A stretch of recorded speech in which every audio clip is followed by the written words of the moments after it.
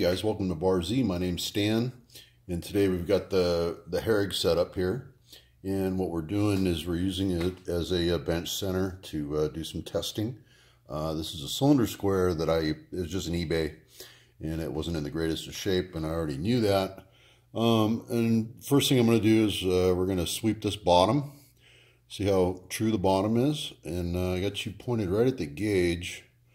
Hopefully you can see what's going on there. Maybe I can zoom it a little. Yeah, there we go.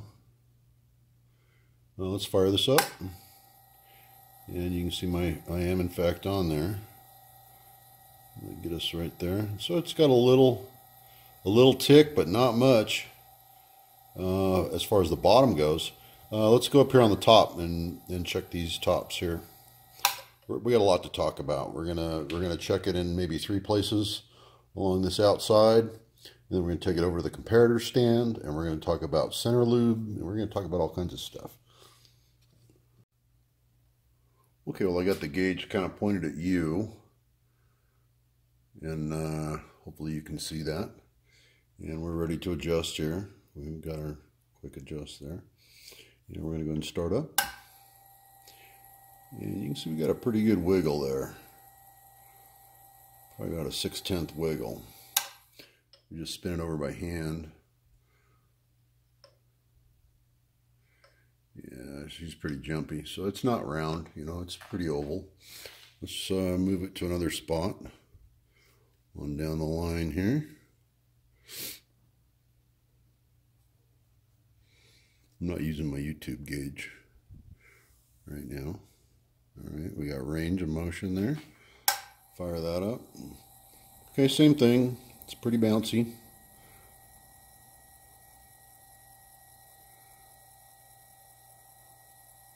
can probably see that wiggle if I kind of shade it. So it's definitely got some needle bounce there. And there, we're going to check it one more spot. We already know we're not happy with it. Make sure I got a range of motion here. I do.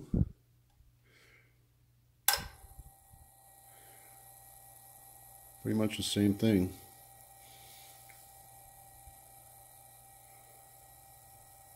So we got some bounce there too. All right. All right, let's talk about, so we know we're not happy with it. We're going to run over to the comparator stand and check for variation along here. We know it's oval. We don't know if we're the same size here as we are here, as we are here. And we'll check it on the comparator stand down the full length. But I'm going to try to do this on the fly here real quick. And we're going to talk about white lead and the never having any chance of ever finding it ever again. You know, unless you find some new old stock, you're never going to find white lead. This is what was recommended to me by Robin Renzetti. It's a CMD Extreme Pressure Lube. Number 3. I think this was available on Amazon, but it's not going to focus on those little tiny letters. Lathe centers, grinder centers, milling machine centers, screw machine centers, steady rest, tapping, extruding, stamping, journals, pilot bars, loose pulleys, lead screws, ball bearings, roller bearings, blah blah blah. Anyways, Extreme Pressure Lube was recommended by Robin Renzetti. This is a really heavy paste lube. As you can see by the color here, it's really dark. And he creates his own special mix. He uses tetrahedral boron nitride, not nitrate, nitride, in CMD Extreme Pressure Lube. So he mixes it himself. He made up, he said this is about a 1/4 teaspoon of the boron nitride in there. He heats the CMD, heats it slightly, and then stirs in the boron nitride to get it to mix. This is probably a 2 cc syringe, if I had to guess. And he said he uses a 1/4 teaspoon in 2 cc's. So he sent me a package. Hope we never get caught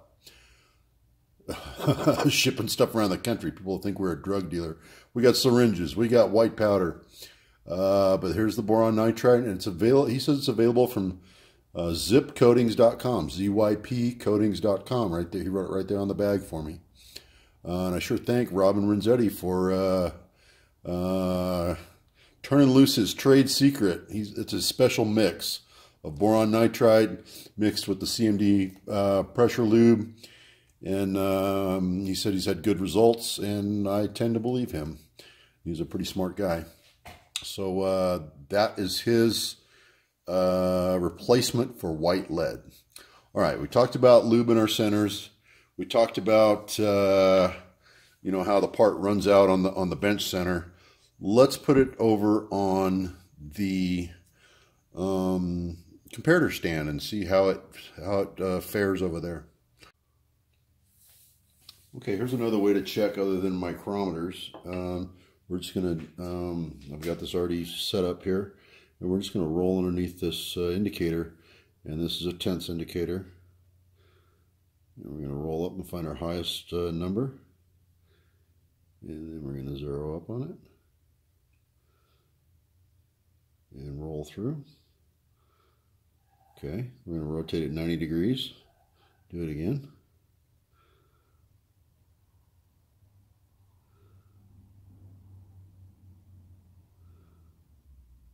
A shade high, and rotate 90 degrees, come in and do it again.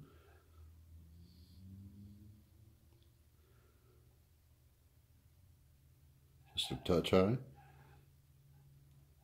Here's our last 90. And we're high again. Now we're going to come down to this other end and repeat it. And we're showing about 3/10 over. Now remember, you're working off a diameter here. When you go to do your grinding, you're working off a radius, so don't forget that. And if you find an error, if you find a low spot, it's an area that couldn't touch the plate. Like this right here is going to show up about a half thou low. I already know that. Right there. That's that shiny spot right here that I know was a bad grind. So we already knew that. We already knew that was there, and it's a thou. If you mic it, it's a thou under. But here it's only going to show up a half a thou because the other half a thou is sitting off the plate at the bottom. So we're definitely out a little bit, and we already know it's a little oval. So you're about 3/10 high there.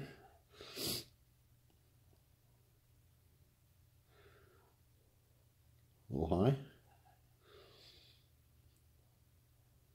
And a little high. All right, so we know it's got some issues, and we know it needs to be reground, but we've got good ways to check it and get this cylinder square back to working the way it should be. All right, so let's get it back on the little OD grinding attachment, get it over to the surface grinder, and see what it takes to get this thing set up first of all, and then we'll get on with our grind.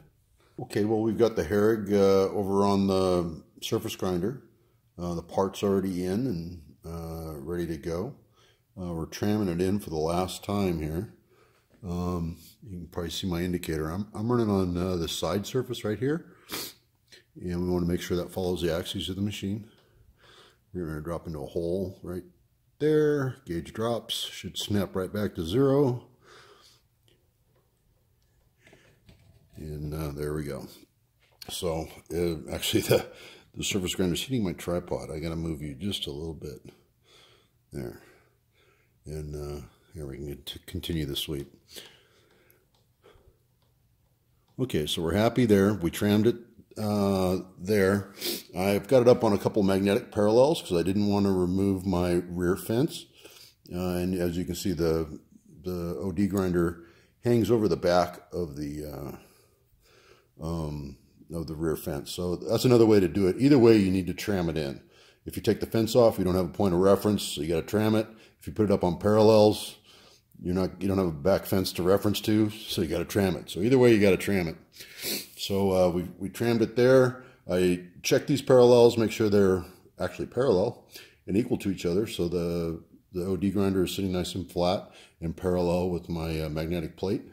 So we're pretty much ready to touch off and start this grind.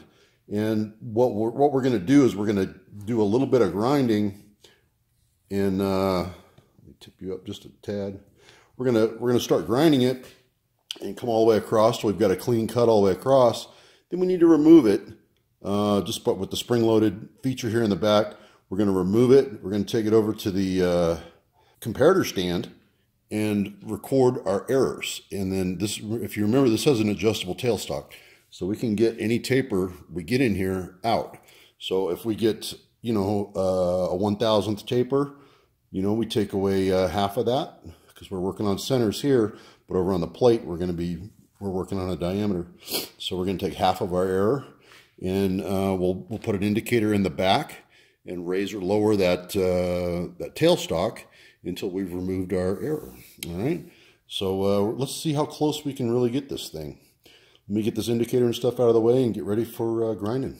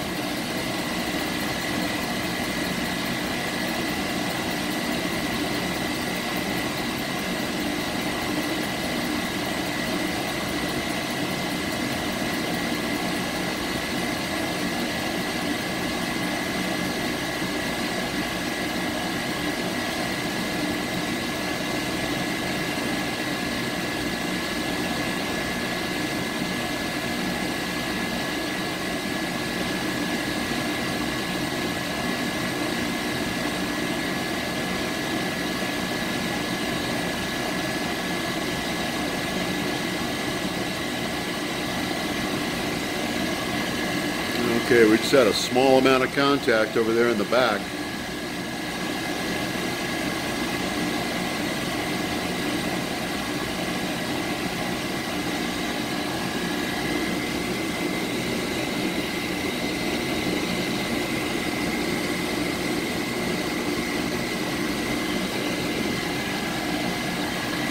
Bring us down 2/10 and run us back.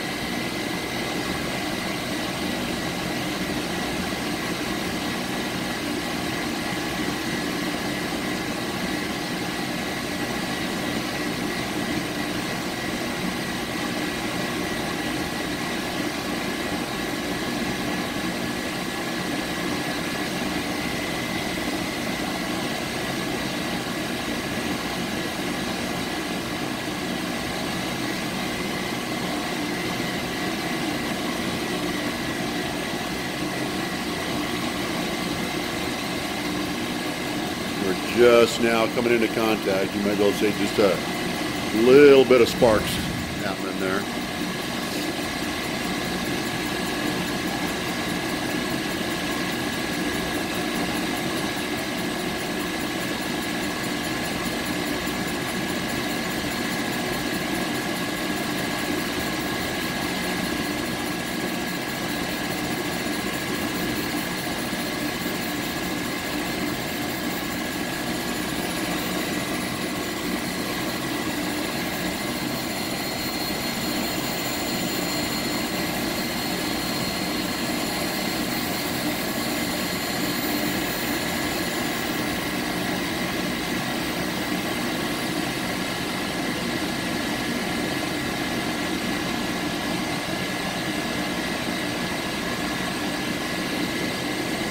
Checking for heat. Come down another couple tenths.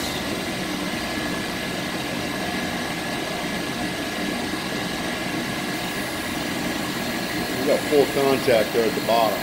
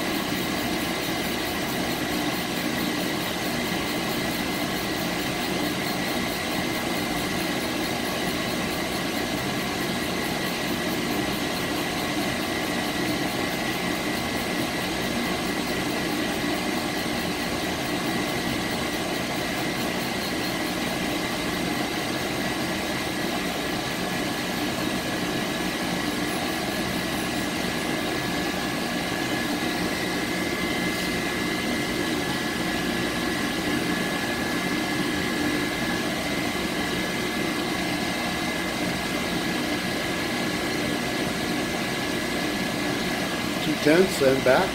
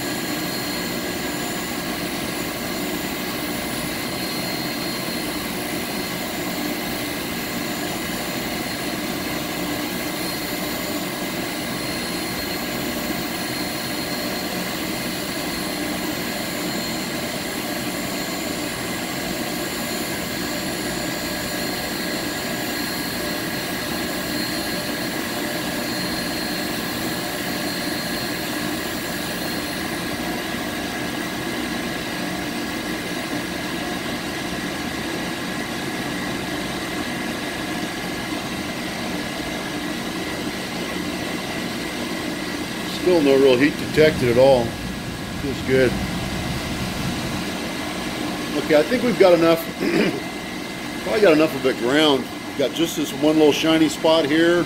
This was what we knew was already low. This was the main reason we're fixing this. But I think we've got enough between here and there to know how much of a correction we need to make, and something to measure from. So let me get this unplugged, and I'll meet you over at the comparator stand. Okay, welcome to the comparator stand. Now I've already got this set up, and I'm going to try it right here at our bottom point, and I got that set pretty much for 0. Let me get it right on 0. Yep, all right. Then I'm going to go to the extreme left, and we're about at 1.2 big. Yep. 1.2 thou. In the middle, we should be about 5 or 6. Yep. Okay. So we know we've got an error exists, and this is smaller than this. So this actually needs to be tipped down. So we take more off here than we do here. So we need to go adjust our tailstock. Let's go put this back in, and I'll show you how to adjust the tailstock. Okay, we've got it set. So we got our indicator on there. We're down at the tailstock end of the work. I've dialed in half of my error. I was 1.2 over on the plate, and I've got it set at 0.6 right now. So all we need to do is, oh man, this camera's really in my way. I just need to dial out. I got my Allen wrench in the tailstock. Just need to dial out down to 0. Okay, we're back. I just couldn't do it with the camera in my way. I'm going to pull my Allen wrench out. It's just a little 3/16. And back here, we're back on 0. I dialed in initially half of my error, which was 1.2 thousandths. I dialed in 0.6 in the positive, and then I nulled it and took it down to the negative. So we're going to be cutting more out of this end than we are of this end. So we're going to see contact roughly in the center first, and then cut all this away before we start making contact down there. And hopefully we brought this thing in. So let's see how we do.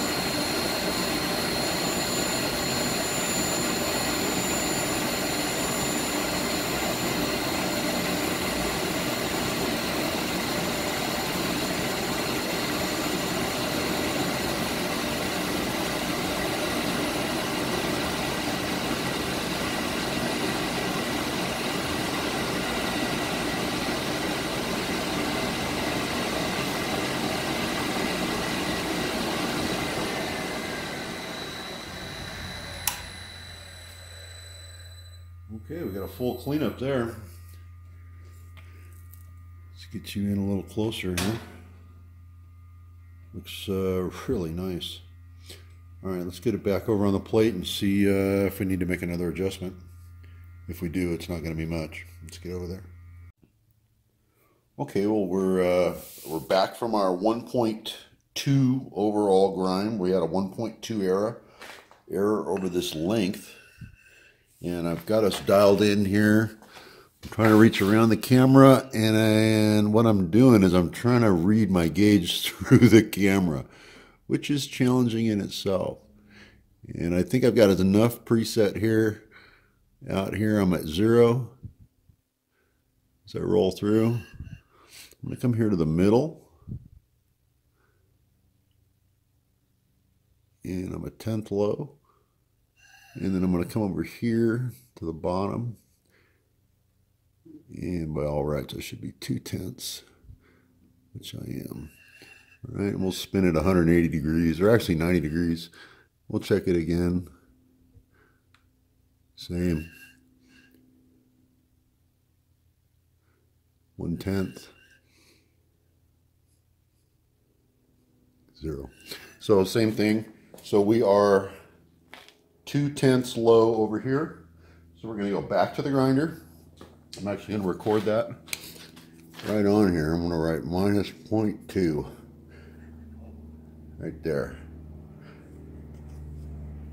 All right, so we're going to go back to the grinder, and we need to we need to lower this 2/10. All right, so that's next for the final dial in. And what's a heartbreaker is after I get the thing set and dialed in on the machine, I'm only making one part. You know, after it's dialed in, I can make 100, but this is a one-time thing. So let's go get that 2/10 out of there. That's on a diameter, so I need to pull out 1/10. All right.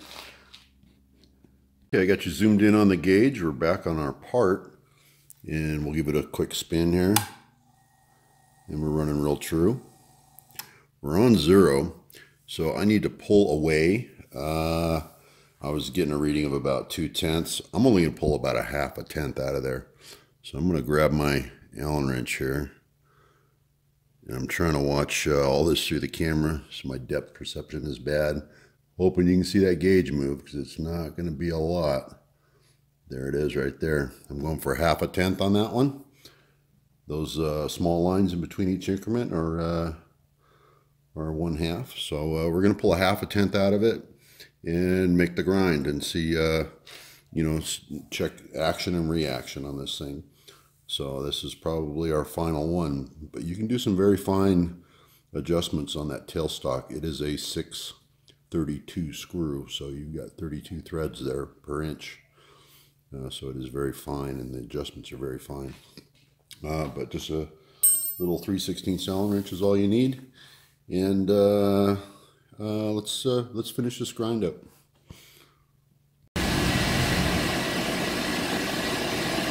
Now you probably can't even see that, but there are sparks coming off of there.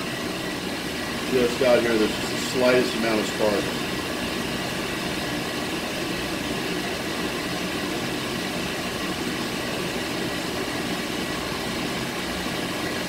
So I think we've got her worried right now.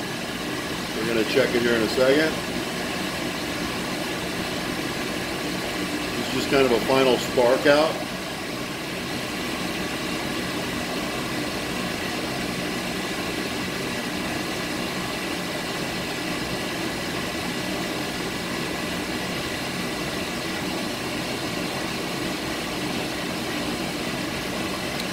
And actually, I think I'm going to run back.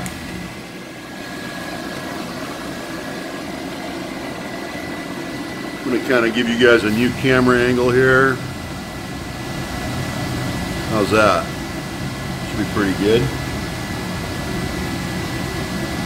All right, we're going to go ahead and pull back and let it spark out.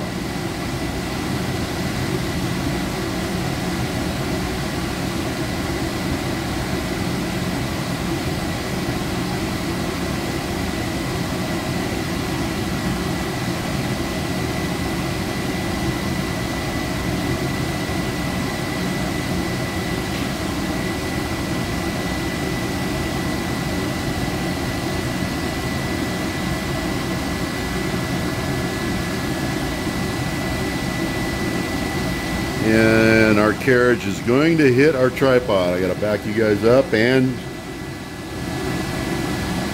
keep the table moving at the same time. You know, filming this stuff adds an extra level of difficulty. Okay, that should be the end of it. Okay, and we're on our final spark out passes. And I've already made one pass. I'm using a stick of beeswax. And I'm just giving the wheel a little charge. Not a heck of a lot.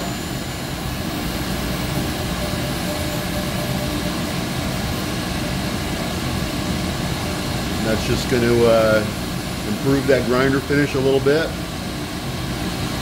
And help it run a little cooler. I'm seeing very few sparks now.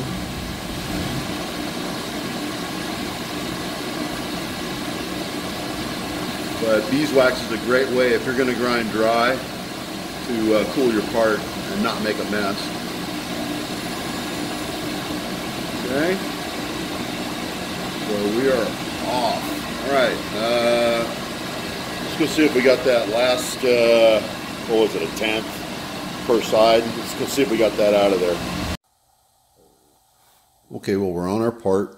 And before you haters say, hey, that you're not even touching, I'm gonna go ahead and move my needle here with my bottom adjust and get it back to 0. And give us a tap, lose some of the stiction within the gauge, and we're just gonna make a quick sweep across here.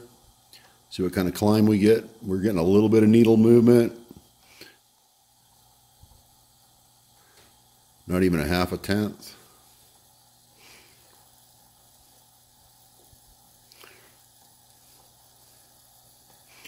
All right, so we made the sweep all the way across the part, and we're pretty happy with the grind. Let's take it over on the surface plate and see how we do, and see how that compares to what we just did here.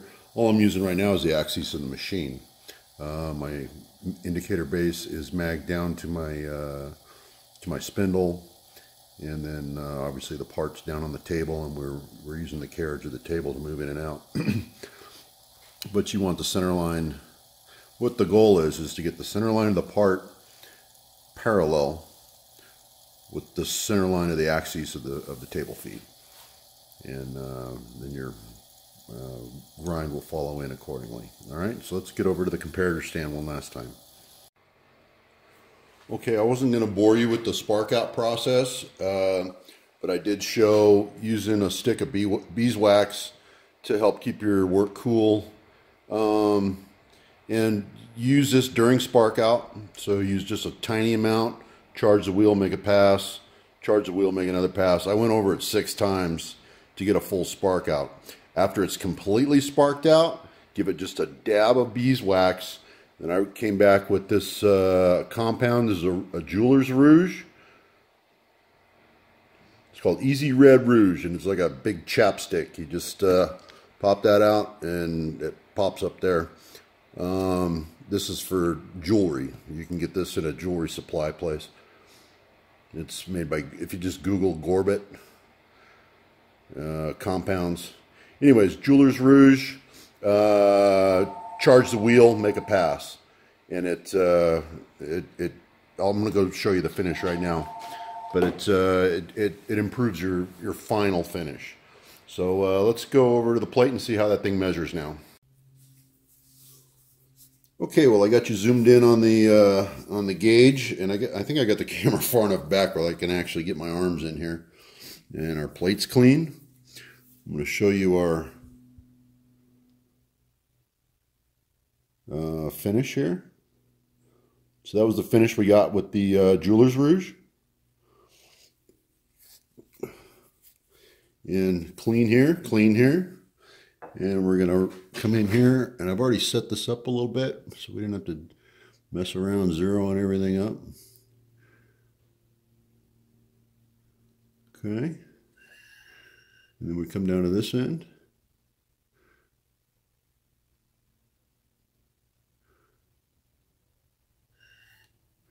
And both of them are just just below 0.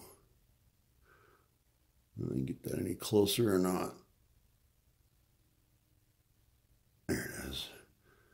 That one's on, right on 0 there as we roll it through. And we're going to roll this one through right on 0.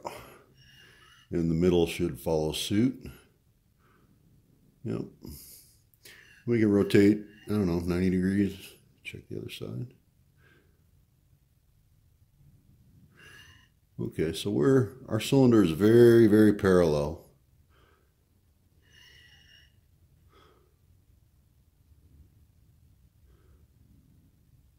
Okay, let's go around the Squaremaster and check this turkey for squareness now. That's what it really matters, is the squareness of this thing.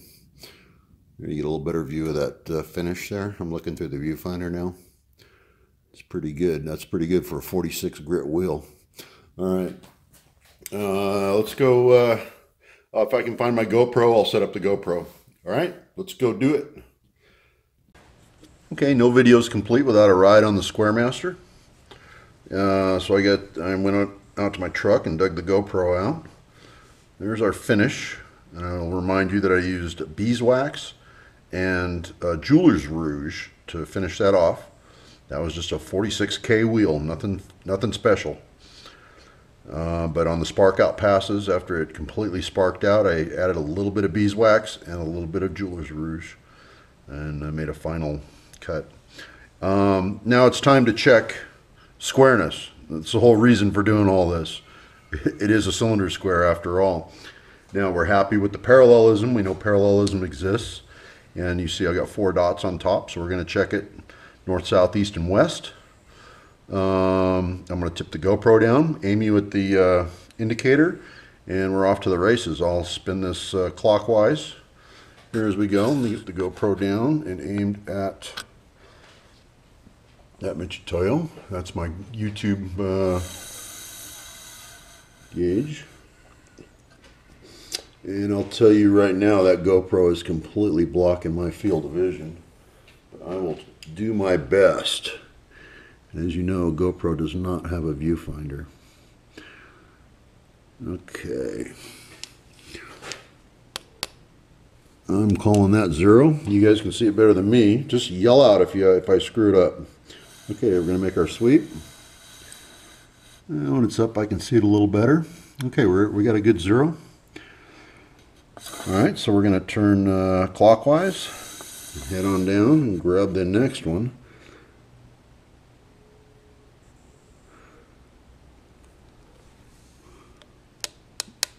I'm just tapping it around with a Sharpie.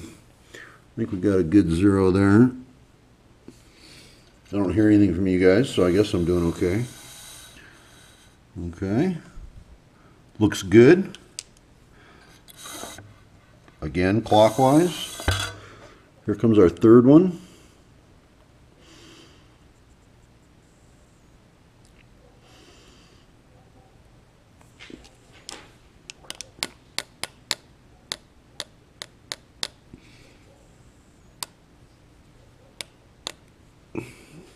Okay, guys, hold your breath. Here we go.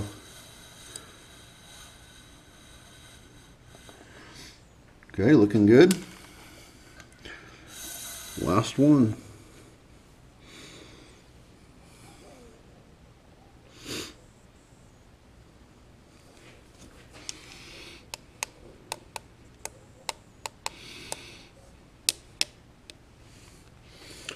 All right, let's make this last pull. All right, pretty good. All right, guys. Well, as you recall, we didn't regrind the bottom. And, you know, after we did all that monkey business, we relapped the centers, we reground the outside. What are the odds that we were gonna nail it and index right back where we were? But you know what? Even a blind dog finds a bone some days. But we don't have to do a regrind on the bottom, so that's fortunate. I kind of was hoping I would have to, but I'm not going to mess with it. I might make it worse than it is now. So I'm pretty happy with the results. It should be mentioned that Cylinder squares are self-checking. They're wonderful. First of all, they're dead simple.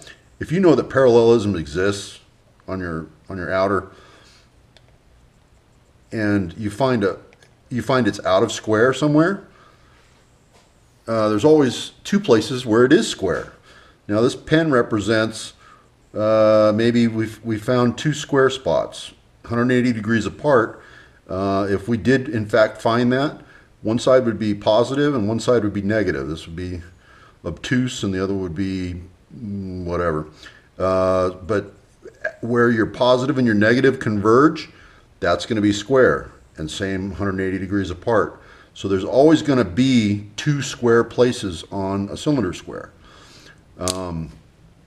You know, so they're wonderful because they're self-checking that way, and you can fish around and find your square sides and then see how one side goes negative, one side goes positive. You'll actually create a kind of a spreadsheet or a data sheet, and you can see what's going on with the square. So it's pretty interesting that that they are so simple and still so versatile. All right. I hope you guys enjoyed this. I'm pretty happy with my new square. I'm going to put it in desiccant and pack it in a bag and put it in my metrology drawer. All right, guys. Thanks for watching.